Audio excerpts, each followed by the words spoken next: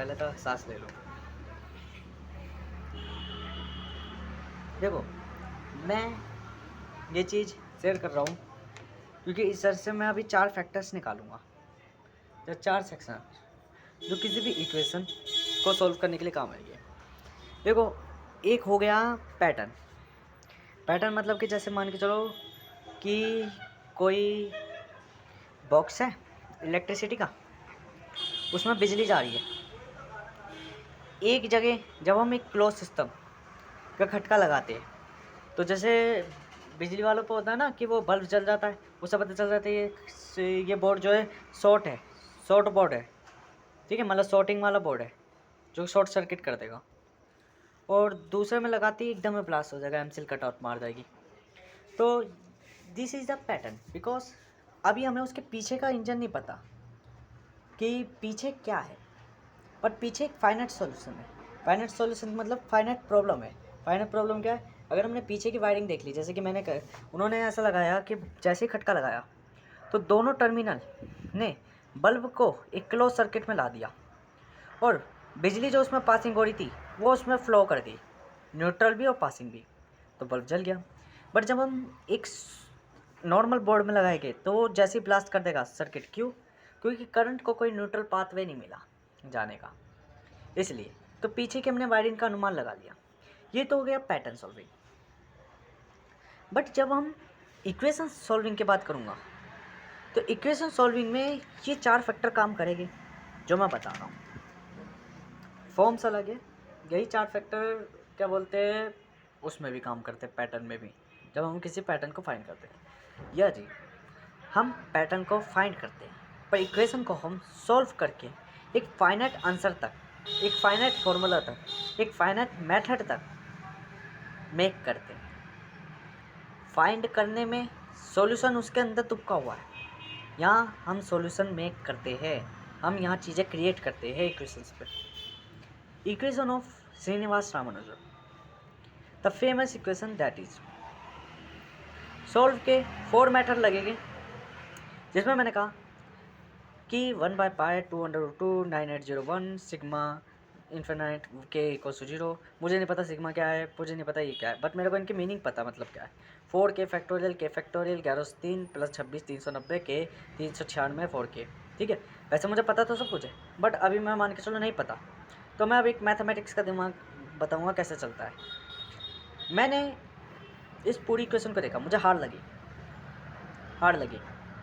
तो मैंने अपने कोई प्रोफेसर की, लेटर सपोज कह रहा हूँ, मेरा कोई प्रोफेसर है नहीं, ठीक है।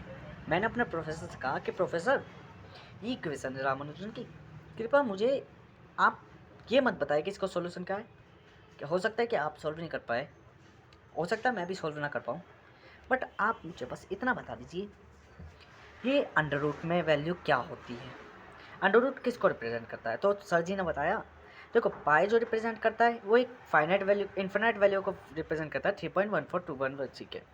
ये भी एक इरेशनल नंबर है। इरेशनल नंबर मतलब कि जिसको डिवाइड करने के बाद एक फाइनाइट सॉल्यूशन नहीं आए, ठीक है। उन्होंने बताया अंडर रूट भी यही है कि अंडर रूट इसी को रिप्रेजेंट कर रहा है। जब ऐसा चीज़ हो जो अपने आप से मल्टीप्लाई होकर एक फाइनाइट वैल्यू देने लग जाए, वो चीज़ अंडर रूट 2 यही चीज़ को रिप्रेजेंट कर रहा है जब हाफ पावर पे। ये हाफ पावर क्या है? हाफ पावर में that mean under root 2 represent कर रहा है एक इन्फिनाइट सॉल्यूशंस को, इन्फिनाइट डेसिमल्स को। बट जब हम इसी नंबर को इसी से मल्टीप्लाई करते हैं तो ये एक फाइनाइट नेचुरल नंबर में बदल जाता है, ठीक है। फिर बात आई सिग्मा की, तो सर जी ने बताया सिग्मा हम रिप्रेजेंट करते हैं, यहाँ हम नीचे लिखते हैं इनिशियलाइज वैल्यू। इनिशियलाइज वैल्यू मतलब जहाँ से स्टार्ट कर रहे हैं और जहाँ तक हमारी पहुँचने की अप्रोच होती है अपर वैल्यू, वो इन्फिनाइट। ये क्या है? दिस इज़ द वैल्यू जब हम कोई भी टर्म जो यहाँ पे लिख रखी है उस सीरीज को प्लस करते चले जाते हैं, दैट सॉल्यूशन इज इन्फिनाइटिंग, ठीक है। उन्होंने मुझे इतना बताया। फिर मैंने पूछा सर जी से कि सर जी अभी इस वैल्यू में भी बता दो, तो सर जी ने बताया 4k, 4 एक नेचुरल नंबर, के एक वेरिएबल हो गया। के हम इसलिए रख रहे हैं ताकि हम इसमें वैल्यू पुट कर सकते हैं अलग अलग, ठीक है। अब सर जी ने बताया, मैंने पूछा फैक्टोरियल क्या है, ये क्या है, तो सर जी ने बताया फैक्टोरियल का मतलब जैसे कोई भी नेचुरल नंबर है वो घटते क्रम में अपने आप से मल्टीप्लाई होने लग जाए, ये फैक्टोरियल को रिप्रेजेंट करता है। ठीक है, इतनी सब चीज़ें सर जी ने बता दी। अब के फैक्टोरियल अपॉन 4, इसका मतलब क्या है, पावर 4 है, सिंपल सी, ये मैं खुद लॉजिक समझ लूँगा। पहली बात तो ये भी बताने की जरूरत नहीं कि वेरिएबल फैक्टोरियल, अब ये के फैक्टोरियल का मतलब जब भी हम कोई वैल्यू रखेंगे तो वो अपने आप में डिक्रीजिंग नंबर पर जाएगी। ठीक है, तो 396 4 के पावर 4 के। अब सर जी ने बताया पावर मीन्स, पावर किस चीज़ को डिनोट करती है, तो मेरे सर जी ने बताया कि पावर इस चीज़ को डिपेंड करती है कि जब कोई नंबर, जैसे लेटर सपोज यहाँ पे 396 लिखा है, तो 396 की पावर 4k का मतलब ये है, 4k मान के चलो कोई क्वांटिटी है x, तो x टाइम तक हम इसी नंबर को इसी नंबर से मल्टीप्लाई करेंगे। मतलब 396 को लेटर सपोज ये k1 हो गया और 4 हो गया, तो 396 396 396 396 4 बार लिख कर मल्टीप्लाई कर देंगे। That is the solution. ये इक्वेशन मुझे मेरे डिस्क्राइब कर दी प्रोफेसर ने। That is imagination only, imaginated professor, उन्होंने मुझे इतना बता दिया। अब मैं एक मैथमेटिशियन हूँ, तो कैसे वर्क करूँगा। The equation has seen difficult but they are not difficult, easy calculation है बाय 4 स्टेप्स। कैसे, ये चीज़ मैंने लिखी है, equation has seen difficult, equation दिख रही है डिफिकल्ट, मेरी इंग्लिश ऐसी है तो ऐसी ही सब दो, but they are not difficult, ये डिफिकल्ट नहीं है, ईजी कैलकुलेशन है बाय 4 स्टेप। मैंने कहा 4 स्टेप्स में कैलकुलेट कर लूँगा। अब ये 4 स्टेप्स ली तो है मैंने, अब ये 4 स्टेप देखना कितने लंबे होंगे। अब first step, only this equation inputs the value, मैं इस इक्वेशन में वैल्यू पुट करूँगा, बट अब देखना कौन सी वैल्यू पुट करूँगा, 0 1 3। Y, 0 has initialize value, initialize value मतलब कि वो फंक्शन में से, इस पूरे टर्म में से जो भी वेरिएबल फैक्टर्स होंगे उन सबको कैंसिल कर देगी, सबको हटा देगी और शून्य के बराबर कर देगी। मतलब मुझे फाइनाइट सॉल्यूशंस की टर्म मिल जाएगी। वो वन मुझे ये दिखाएगा कि फैक्टर्स किस चीज़ नंबर से डिनोटेड हो रहे हैं, उनकी पावर क्या है, उनकी रेंज क्या है, वो रेंज को रिप्रेजेंट कर देगा 1। 0 डिनोटेड करेगा मुझे चेंज को, कोई चेंज तो नहीं हो रहा। ठीक है, एक कॉन्स्टेंटिटी को मुझे रिप्रेजेंट करेगा, कांस्टेंट टर्म्स को। 1 मुझे रिप्रेजेंट करेगा रेंज को, रेंज मतलब एक फाइनाइट टर्म तक मुझे दिखाएगा, और 3 मुझे डिनोटेट करेगा एक इन्फिनाइट को। वाई, 3 एक ऐसा नंबर है। अब 2 क्यों नहीं, मैंने यहाँ पे लिखा, मैंने लिखा वाई 2 हैज़ नॉट फाइनाइट, वो Y 2 has not because 2 the anti of 3, anti of 3 मतलब कि स्टार्टिंग 3 भी है स्टार्टिंग 2 भी है, बिकॉज दैट मीन 2 अप्रोच कर रहा है एक फाइनाइट सॉल्यूशन को। यदि मैंने यहाँ पर 2 डाला तो 2 अप्रोच कर देगा एक फाइनाइट सॉल्यूशन को। कई इक्वेशंस ऐसे आएगी जहाँ पे फाइनाइट सॉल्यूशन 2 के बेसिस पर हो जाएगा, पर इन्फिनाइट अप्रोच 3 के बेसिस पर निकलेगी। बिकॉज कोई भी चीज़ है, लेटर सपोज मैंने एक चैम्बर लिया 2n, दूसरा चैम्बर लिया 2, अब इन दोनों के बेस पर मैं इसको इन्फिनाइट तक की अप्रोच दे सकता हूँ, बिकॉज ये जो वैल्यू है ये अपने आप में 3 फैक्टर से डिनोटेड है। ठीक है, बट अगर मैंने कोई वैल्यू ली 2n, तो मैं इसे फाइनाइट ही कहूँगा, मैं इसे इन्फिनाइट नहीं कहूँगा। Y 2n is not finite. Let us suppose मैंने n इक्वल्स टू 1 रखा, 2, n इक्वल्स टू 2 रखा, 4 द फाइनाइट सॉल्यूशन। अब ये n इक्वल्स टू 2 में क्या रिप्रेजेंट कर रहा है, n इक्वल्स टू 2 में रिप्रेजेंट कर रहा है अंडर रूट 2 के power 2, that is mean 2 is finite. Set solution समझ में आ रहा है। कोई चीज़ रैशनल है तो वो फाइनाइट है, और रियल नंबर में कोई चीज़ इरेशनल होगी। इसके अलावा और क्या होगी, इरेशनल के अलावा और क्या होगी। अभी मैं कॉम्प्लेक्स नंबर भी बता दूंगा, रुक जाओ। कॉम्प्लेक्स नंबर में टर्मिनोलॉजी लिखता हूँ, ऐसे नहीं। ये भी क्या हो जाएगी जब मैं इसका इवन स्क्वायर करूँगा, finite, because this is the converted into rational.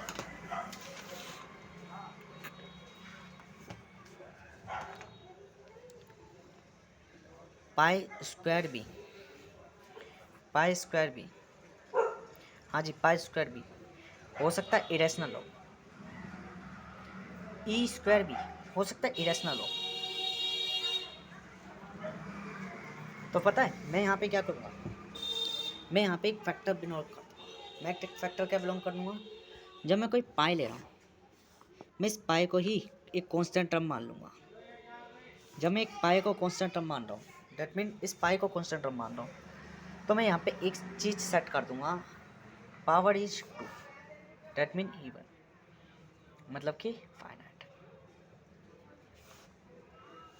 किसी कांस्टेंट की वैल्यू मैंने फाइनाइट रखी, यदि कांस्टेंट इरेलेबल है दैट इज इरेशनल, कांस्टेंट इरेलेबल है दैट इज फाइनाइट। पूछोगे कैसे? सर्कल है, सर्कल है। कोई मुझसे पूछेगा इस सर्कल में, जो कि हमें पता है भाई 2 पाई सर्कमस्टेंस होता है और आर के बेसिस पर इसकी डिनोटेड होती है। मतलब सर्कल को हम पूर्ण रूप से डिविजिबल नहीं कर सकते, ठीक है, पूर्ण रूप से डिविजिबल नहीं कर सकते। ये जैसे ही इससे डिवाइडेड होगा तो इसमें इरेशनलिटी आ जाएगी सर्कल में। हम सर्कल के एक सर्टेन पॉइंट को नहीं मान सकते, बट अब मैं इस पूरे पॉइंट को ही, पूरे सर्कल को ही एक मिनिमाइज करके डायमेंशनली 4D डायमेंशन में से एक बिंदु कह दूं, दैट इज द इनिशियलाइज्ड हो गया। मतलब ये एक 1 पॉइंट काउंट कर लिया। अब मान लो ये 1 पॉइंट, ये 1 पॉइंट, ये 1 point, 1 point, 1 point, 1 point, 1 point, 1 point, 1 point, 1 point, ये तो मैं दूर दूर बना रहा हूँ गलती से। बट अगर एक फिगरेबल मान ले कि यहाँ पे सारे सर्कल मिलकर एक सर्कल ही डायमेंशनल बना रहे, दिस इज द यूनिवर्स। और मैं कह दूँ कि अगर मैं कोई बहुत हाई फाई बड़ा इंसान हूँ, ठीक है, हाई फाई मतलब God like size person, that mean this is the irrational. But ये सर्कल, ये पॉइंट मेरे लिए एक फाइनाइट क्वांटिटी होगी, होगी नहीं होगी? 9वीं क्लास में मैंने हर नंबर को कह दिया था the 1 is the divisible by 1 टॉइन। मतलब कि ऐसे मैंने कुछ एक टर्म बोली थी कि वो 1 भी मैं 0.9999999967 की फॉर्म में मैंने निकाल दिया था। This is the irrationality. शायद इसमें लिख रखी होगी मैंने।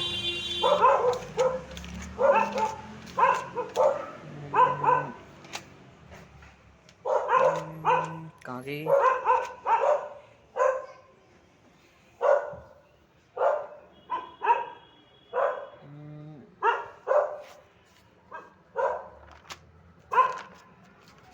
नहीं लिख नहीं रखी इसमें, शायद पहले पन्नों में होगी। उसमें मैंने ये बताया था कि भाई ये जो 1 है, ये 1 है, 1 भी आप अपने आप में 0.99967 ऐसे इन्फिनाइट तक चलता है, कोई रेशनैलिटी नहीं है इसके। क्या है ये?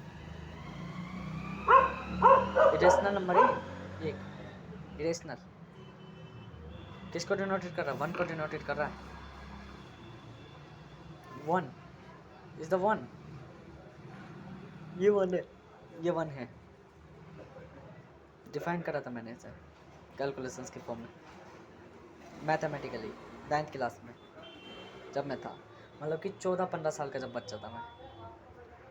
अब तो मैं 14-15 नहीं, सॉरी 9th क्लास में मैं था, अभी मैं 17 का हूँ और अभी मैं 12th में होता, हाँ 12th में होता, तो 3 साल पहले, 12वीं 11वीं 10वीं 9वीं, 3 साल पहले, हाँ 14-13 साल का।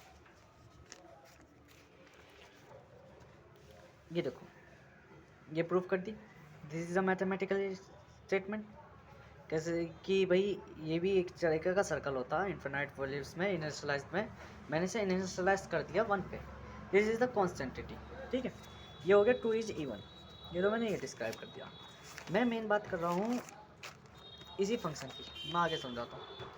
मैंने कहा Y 2 has not, because 2 the anti of 3 and that mean 2 finite solution को डिपेंड करेगा, but I have want infinite solution. मुझे इन्फिनाइट सॉल्यूशंस पर बात करनी है, फाइनाइट सॉल्यूशंस की बात नहीं करनी, मुझे इन्फिनाइट सॉल्यूशंस की बात करनी है। 0 1 3 मैंने 3 फैक्टर्स लिए, 3 वैल्यूज लिए, ठीक है। 1/π 2/2 बट 9801 ये कट के सब कुछ वैल्यू आई ये मुझे रिप्रेजेंट कर रही है कि ये फंक्शन की क्या है, फंक्शन की क्या है, चेंज या कांस्टेंट टर्म। ये फंक्शन में चेंज होगा या कांस्टेंट टर्म होगा। जब मैंने बात करी 1 पे k इक्वल्स टू 1 पे, तो मैंने देखा कि k इक्वल्स टू 1 पे डेट मीन ये टर्म पूरी, ये टर्म, दिस टर्म पूरी, ये टर्म रेंज की बात कर रही है कि फंक्शन कितनी रेंज तक जाएगा। मैंने वैल्यू को डिफाइन नहीं करूँगा, अभी डायरेक्ट सॉल्यूशन करूँगा।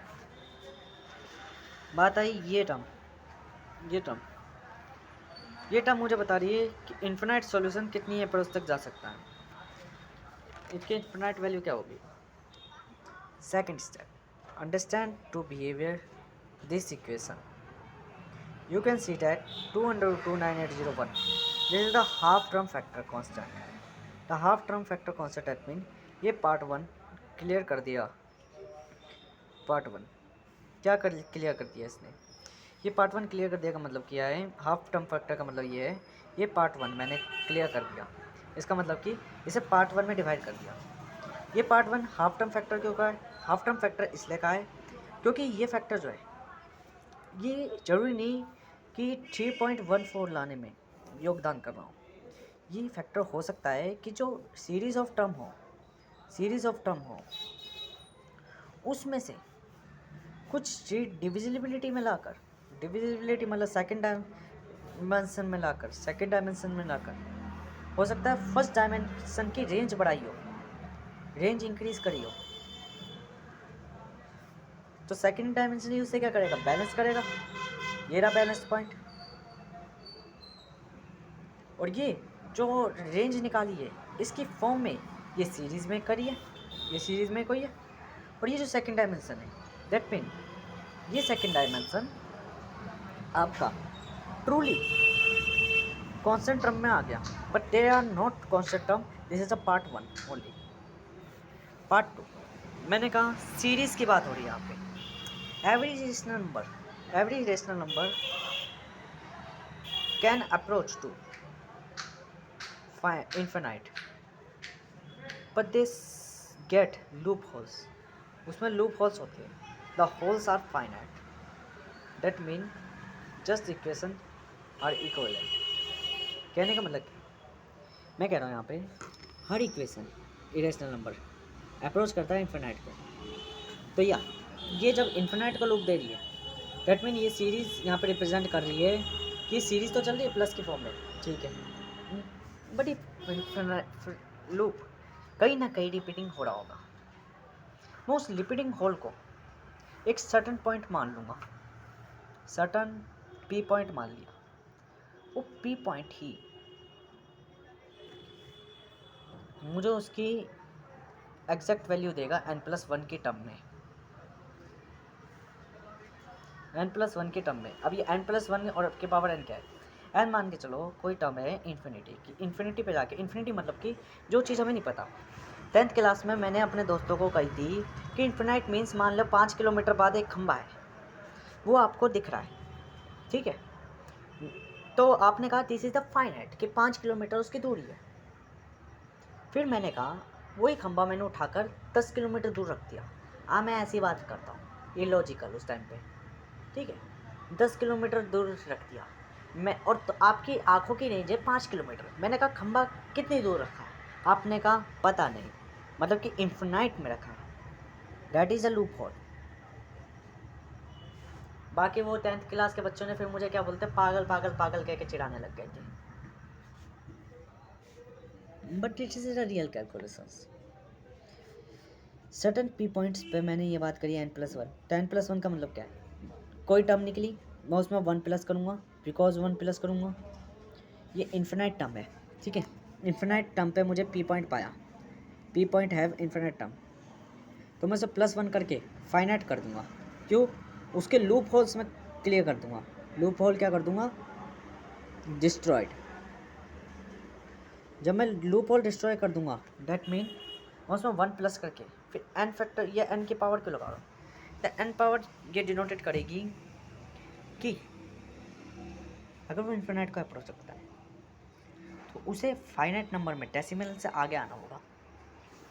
कोई भी संख्या डेसिमल के जितने पीछे जाएगी उसकी रेंज उतनी ही बढ़ती चली जाएगी।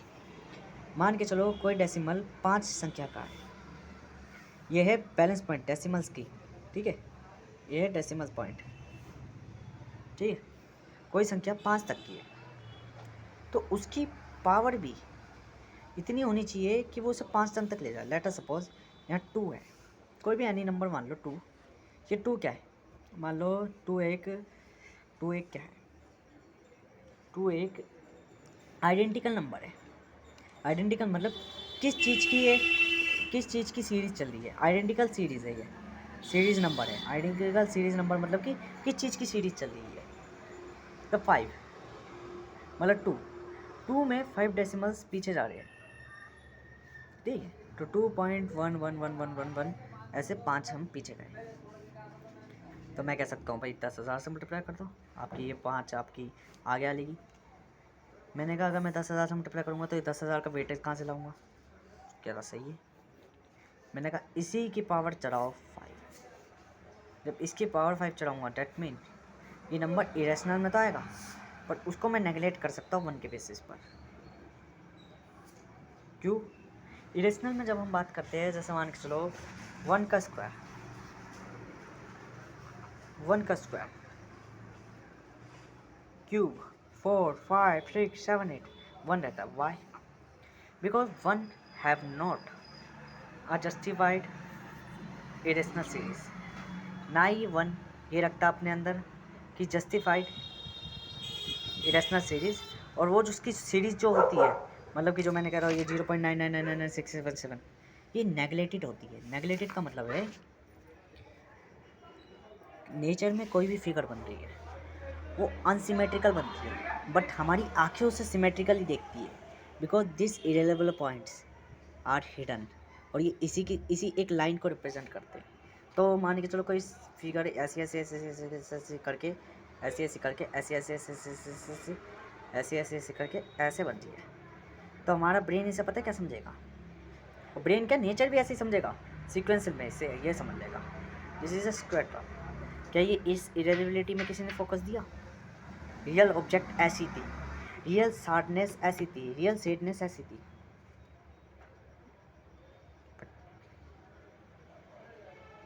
क्या करती हमारी आंखों ने इसे नेगलेक्ट कर दिया। Because this is the approach of 1 को अप्रोच हो रही है, बट यही चीज़ ऐसे ऐसे ऐसे ऐसे ऐसे ऐसे ऐसे ऐसे ऐसे ऐसे ऐसे ऐसे हमारी आंखों की रेंज के हिसाब से यूँ करती। That is not 1, this is the 2 या less greater than 1, greater than 1, वो ग्रेटर देन 1 से ग्रेटर देन रख रही है, 1 से ग्रेटर देन रख रही है। That mean this is not neglected. जब हम 2 की बात कर रहे हैं, 2 के पावर 2 की, या सॉल्यूशन निकलेगा और वो फाइनाइट होगा, नेगलेक्टेड हो जाएगा। जस्ट अ कॉमन आंसर्स, ठीक है। अभी जितनी चीज़ें बताई मैंने सिंपल बताई है, अभी और कॉम्प्लेक्स बताऊंगा। बता दो मैथमेटिक्स में दिमाग कैसे चला है, ठीक है। ये पी पॉइंट इन्फिनाइट का अप्रोच कर रहा है, तो इन्फिनाइट तक की पावर डाल दी, n+1 की पावर n, इन्फिनाइट लूपोस को क्लियर कर देगा और फिर हम इसको नेगलेक्टेड कर देंगे। 1 की अप्रोच 1, जैसे 2 की अप्रोच होगी 2 का स्क्वायर, मान लो 2 की अप्रोच ये होगी, 2 की अप्रोच ये है 2 का अप्रोच, तो 2 का अप्रोच 2 2, ठीक है। ये हो गया 2 की अप्रोच, 2 का स्क्वायर, 2 का स्क्वायर हो गया। जब यहाँ पे बात कर रहा हूँ मैं 2 की पावर 1 की, तो 2 बॉक्सेस हो गए, 2 बॉक्सेस। जब मैं बात करना यहाँ पे 2 की पावर 2 की, तो ये 2 बॉक्सेस हो गए। मैं बात कर रहा था यहाँ पे कि जब मैं पावर डाल रहा हूँ तो देखो, जैसे कि मान लो ये 2 के आगे ये 2 है, 2 बॉक्सेस, इन 2 में ये फंक्शनिंग आ गई इरेबिलिटीज़, ठीक है। ये फंक्शनिंग आ गई इरेबिलिटीज़। मैंने क्या कहा, इसका कर दो स्क्वायर, इसका स्क्वायर कर दो। जैसे इसका स्क्वायर करा, अब देखो ये 2 2 2 1 1 1 1 यूँ मान लो, ठीक है। 2 की अप्रोच करती है वो, मैं 2 इसलिए लिख दिया 2 के बॉक्सेस से, ठीक है। 2 के पावर स्क्वायर, मैंने कहा इरेबिलिटी से, एक इरेबिलिटी ये मिली, एक इरेबिलिटी ये मिली, हमारी आई ने इनसे क्या करा, क्योंकि जो अपर बेस होगा उसी पर लोअर बेस बिल्ट होगा। एक बिल्डिंग बिल्ट हुई है तो दूसरी बिल्डिंग उसी के ऊपर बिल्ट होएगी।